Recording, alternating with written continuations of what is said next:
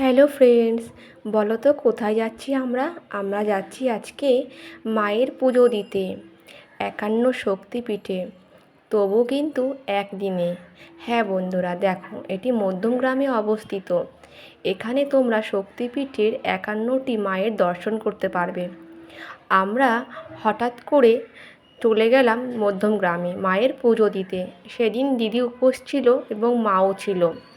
অবশ্য দিদি অঞ্জলি দেবে, তাই আমি সমস্ত ভিডিওটি তোমাদের সাথে তুলে ধরবো, মানে চেষ্টা করব।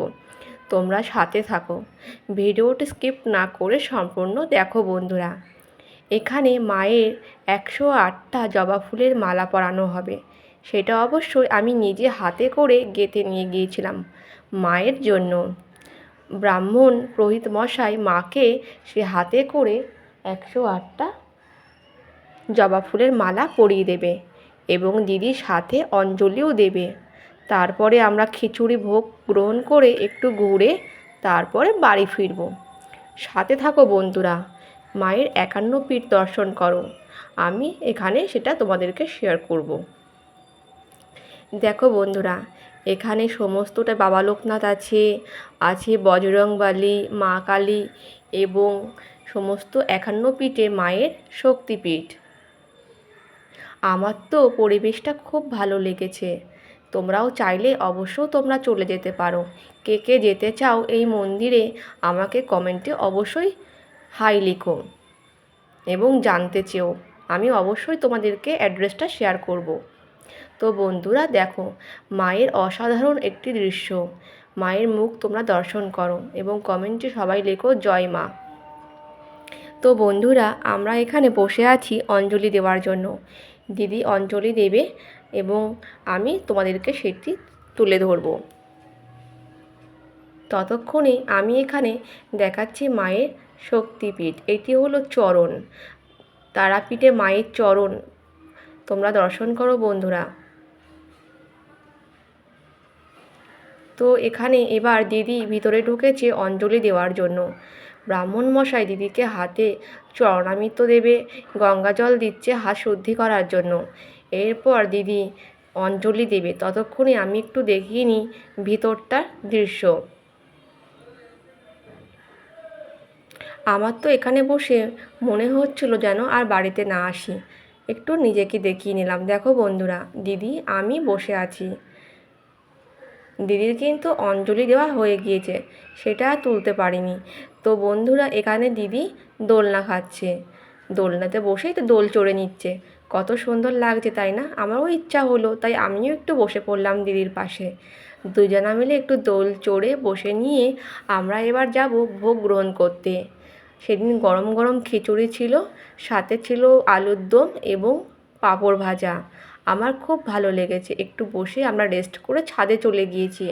সেখানে একটি বাবা শিবলিঙ্গ আছে, আর আছে নন্দী, আর বড় বাবা ভোলেনাথ, যার সাথে আমরা অনেক কটা ফটোও তুলেছি।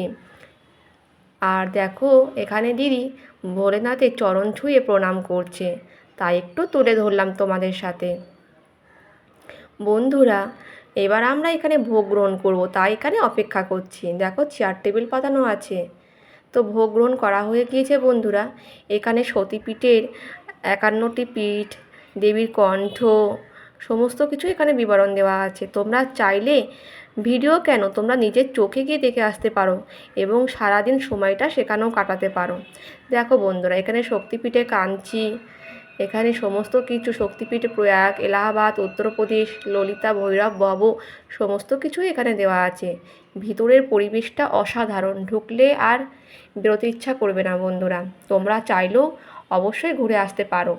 কে কে যেতে চাও, যদি কারো অ্যাড্রেস চাই বন্ধুরা, তাহলে কমেন্টে অবশ্যই লিখো। আমি অবশ্যই তোমাদেরকে শেয়ার করব অ্যাড্রেস, ঠিকানা, মন্দিরের ঠিকানা আমি অবশ্যই তোমাদের সাথে শেয়ার করব। এখানে মায়ের দর্শন করে আমরা ভোগ গ্রহণ করে একটু সময় কাটিয়ে কিছুটা মন্দিরে বসে আমরা বেরিয়ে এসেছিলাম। আমাদের খুব ভালো লেগেছে, পুজো দিয়ে মনটা শান্তি হয়ে গিয়েছে। তো বন্ধুরা, মোটামুটি তোমরা এখানে গেলে আর আসতে ইচ্ছা করবে না বাড়িতে। তো চলো বন্ধুরা, পরিবেশটা ঘুরে দেখা যাক, মায়ের মূর্তিগুলো দেখা যাক। অপূর্ব সুন্দর। এটি হলো দেবী মহামায়ার মূর্তি। এটি হলো দেবী হিঞ্চনা, স্থান হিঞ্চনা।